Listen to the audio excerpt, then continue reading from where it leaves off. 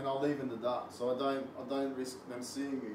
What you see on the bottom left here is the sort of framework for a hide that I've built out of mating season or nesting season. This was built in February last year, after the year before. Our hide that we've built that year, in the February before, in 2013, got burnt down in massive bushfires we had in the mountains. So, you know, we lost our hide. We think that the chick survived, and I called the chick Hope. And you know, every year, the last 3 years, they've only had one chick. So whether they lay 2 eggs and both hatch and the more stronger chick kills its sibling or not, I don't know. Or maybe they just have one egg. And it's the same thing with my powerful owls that I'll talk about shortly. So that thing there just represents my lens. So when I leave the site after building the hide, I left a bit of drink bottle with some camouflage cloth wrapped around it, so it looks like a lens hood sticking out. Because what these birds know best is that their habitat, what's around their home. And if they suddenly see a big lens poking out of that hide, they'll freak out. And you know, that has happened in the past. Not with me personally, but I didn't want to take any chances. And this thing's been in there for 18 months before I could even get down there to check on them. Because last year, I didn't see them. I had some stuff to sort through at home, and it's been a bit of a tumultuous year in some respects. But this year when I went down there about 3 or 4 weeks ago, that little fake lens hood was still sitting there where I left it 18 months ago. That's the little chick in 2013, about 3 weeks of age. Very cold September morning, and you know, nothing could really prepare me for the sheer joy of walking into my hide. It's pitch black with a little red light so it doesn't disturb my night vision, and sitting down there, and you know, I'll be honest with you, it's not everyone's cup of tea. You got to do your business in a bottle and all that sort of stuff, so you cannot go out and go around the bush like when you're a man. The world's your toilet, but not when you're in the hide photographing eagles. Unfortunately, the bowl's your toilet. So yeah, they think it's a he. I've probably visited this nest 3 times in 2013, and it's amazing. From a bird about this size, at 3 weeks of age or so, it grows almost to a fully fledged adult in 5 or 6 weeks. Right? Massive.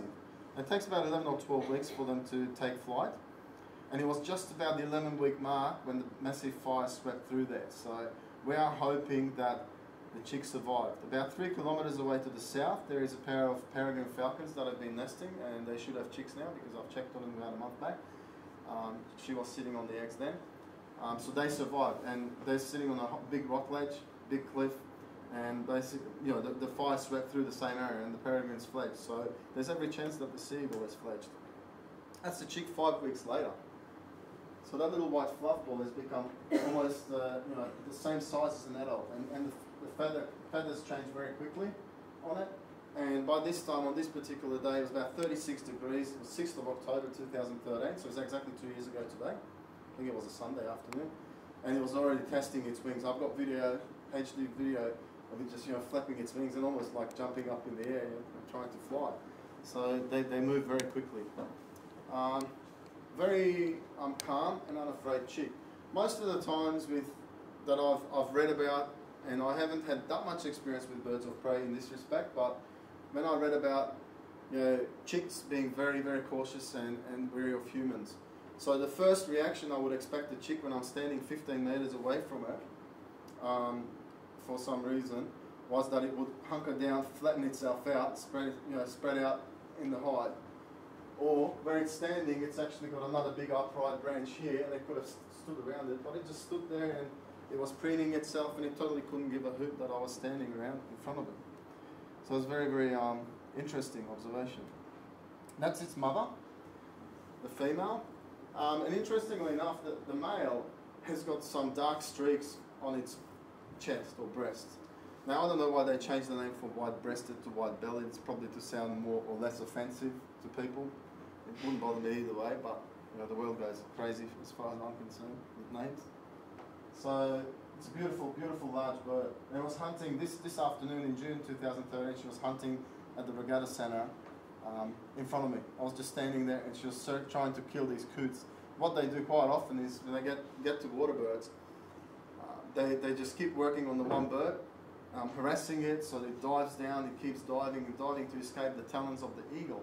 But every time it comes back, it just keeps driving, and the bird exhausts itself.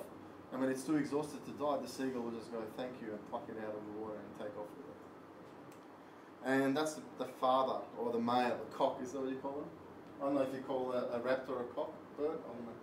My terminology with aviculture is very poor, I'm afraid. So, yeah, bird watching people can be very serious, and they don't like you, attaching human emotion or human things, feelings to birds, or names or whatever. Anyway, I called him Elvis because he's the king of the river, and his wife is Diana. So there you go. And that could be their chick from January last year.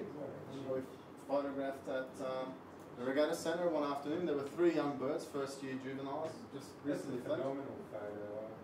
And you see it's creamy buff white with the black outline. So that's a big sort of difference to a wedge-tailed eagle. So wedge-tailed eagles will have dark tails, irrespective of age. And that's just about a month ago, when I was checking on the nest to see what's going on, and there's a little baby in there about 2 weeks old.